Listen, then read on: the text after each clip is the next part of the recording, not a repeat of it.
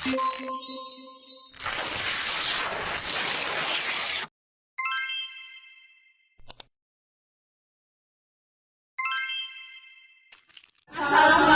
warahmatullahi wabarakatuh. Kami dari kelompok 2 akan mempraktekkan aktivitas intervensi menggunakan teknik posisi dan masas terhadap penurunan derajat likuiditas pada pasien diabetes mellitus. Saya Aminatun Karomah dengan NIM 11302 1018 sebagai perawat Amina. Saya Lutfia Nur Anindita dengan NIM 11303 sebagai perawat Lutfia. Saya Julia Mutahara dengan NIM 11.300 210 21 sebagai pasien.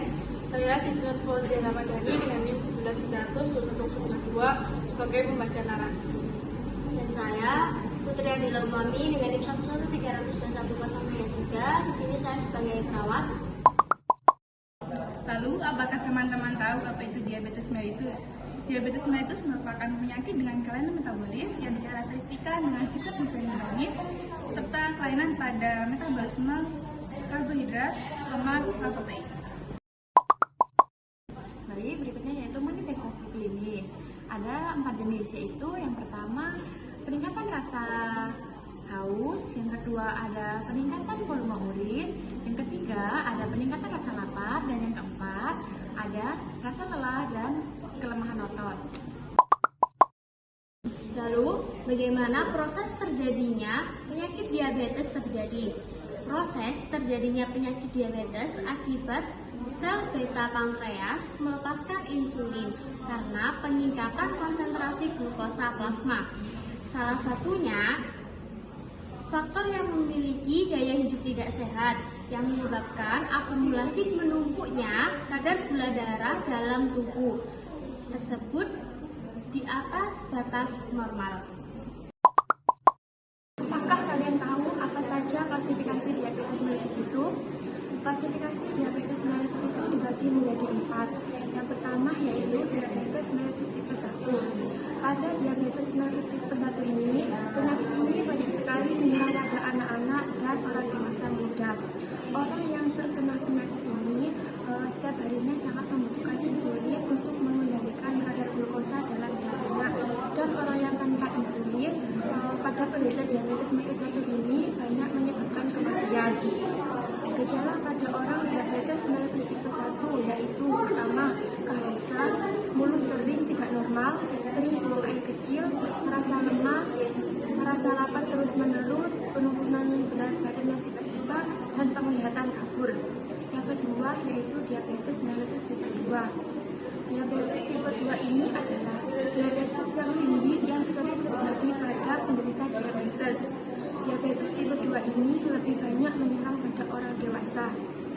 Pada diabetes mellitus tipe 2 ini, tubuh bisa memproduksi insulin, namun insulin berubah menjadi resisten, sehingga insulin menjadi tidak efektif bagi tubuh dan semakin lama kadar insulin menjadi tidak mencukupi. Yang ketiga yaitu diabetes mellitus tipe lain.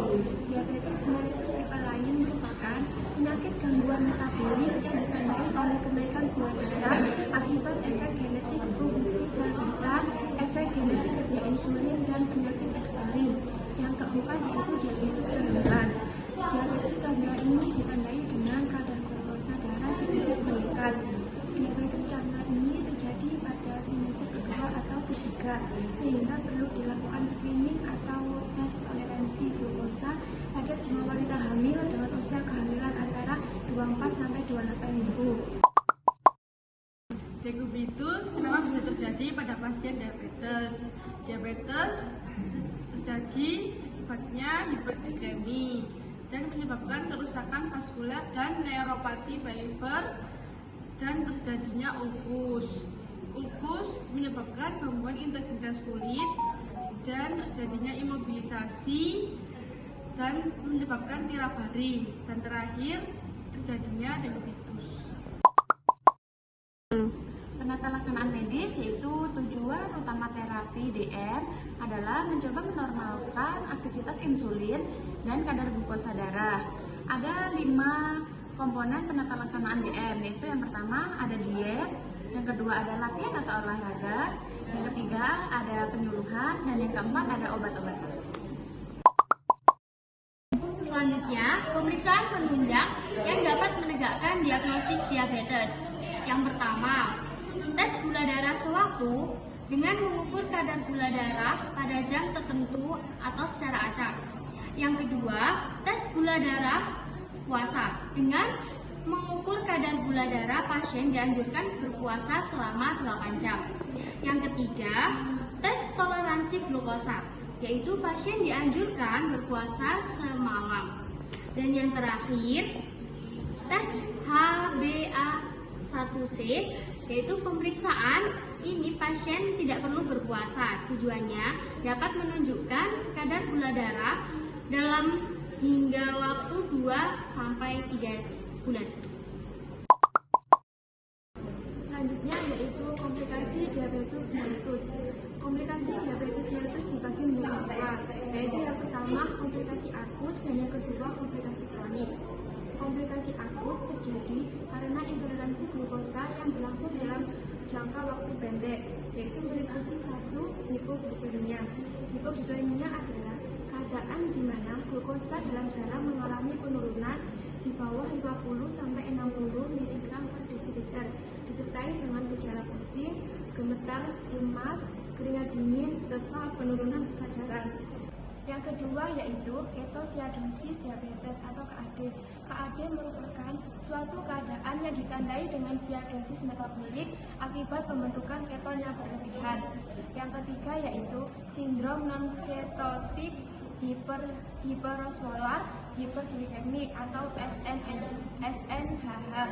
Suatu keadaan koma di mana terjadi dengan metabolisme yang menyebabkan kadar glukosa dalam darah sangat tinggi, menyebabkan dehidrasi hipertonik tanpa disertai ketosis serum. Selanjutnya yaitu komplikasi kronik. Komplikasi kronik biasanya terjadi pada pasien yang menderita diabetes mellitus lebih dari 10-15 tahun. Komplikasinya yaitu mencakup 1. Penyakit makrovaskular atau pembuluh darah besar, yaitu biasanya penyakit ini mempengaruhi sirkulasi koroner, pembuluh darah perifer, dan pembuluh darah otak.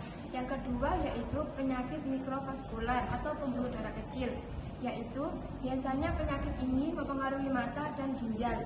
Yang terakhir yaitu penyakit neuropatik adalah mempengaruhi saraf sensori motorik dan otonom yang mengakibatkan beberapa masalah seperti impotensi dan ulkus kaki. Assalamualaikum, selamat pagi. Saya cek dulu uangnya. Benar dengan Ibu itu ya? Saya di sini perawat Amina dan perawat Putri yang bertugas pada hari ini. Bagaimana Ibu perasaan hari ini? Apakah ada keluhan?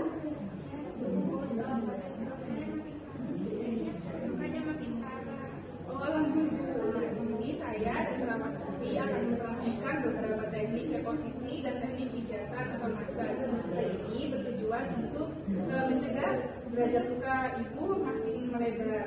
Nanti setiap 2 jam akan diubah posisinya dengan perawatan kita setelah saya melakukan pijatan. Lalu bagaimana pijatnya ya serius? Nah, untuk pijatnya nanti dipijat sekali ya Ibu, menggunakan teknik stopping dan juga F-break. Hampir mirip sama diurut.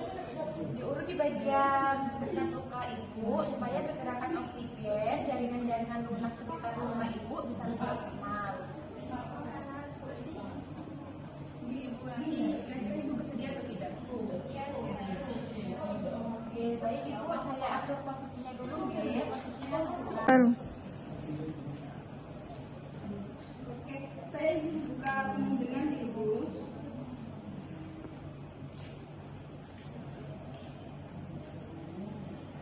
Saya mulai untuk memijat Ibu.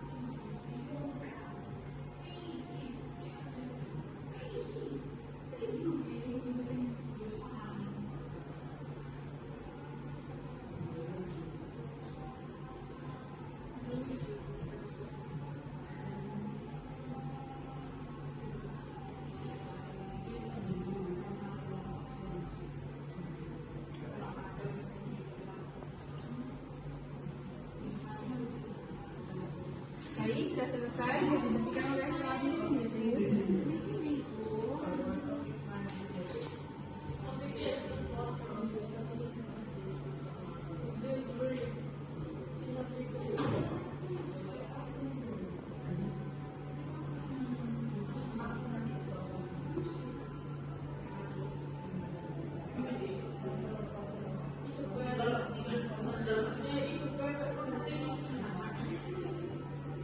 Baik, sudah selesai. Saya tunggu ke posisi selanjutnya.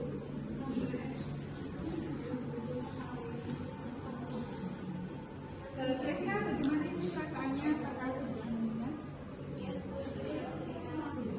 Baik, nanti setelah saya melakukan pembicaraan, perawat Nabila akan di sini membantu jenengan untuk mengganti posisi jenengan. Selanjutnya akan dilakukan oleh perawat Nabila. Saya dan perawat Putri pamit dulu. Assalamualaikum Ibu. Waalaikumsalam, Sus. Saya perkenalkan di sini saya perawat Adila. Apakah benar ini dengan Ibu Bitsu? Ya, Sus, benar. Ya baik, saya akan melihat identitas Ibu terlebih dahulu, nggih. Oh, nggih benar Ibu Bitsu. Baik, Ibu, di sini saya akan melanjutkan tindakan yang sudah dijelaskan oleh perawat Amina, yaitu mengganti posisi Ibu selama 2 jam ke arah kanan dan ke arah kiri. Terlebih dahulu saya akan membantu Ibu mengganti posisi ke arah kiri saya, nggih. Baik, saya bantu, nggih. Kaki tekuk, lalu Ibu ke kiri. Nah, nanti selama 2 jam saya akan kembali lagi, nggih. Saya permisi. Assalamualaikum. Assalamualaikum Ibu. Baik, ini sudah 2 jam, nggih. Saya ganti ke arah kanan, nggih. Baik. Saya bantu terlentang terlebih dahulu. Lalu ini Ibu teguk.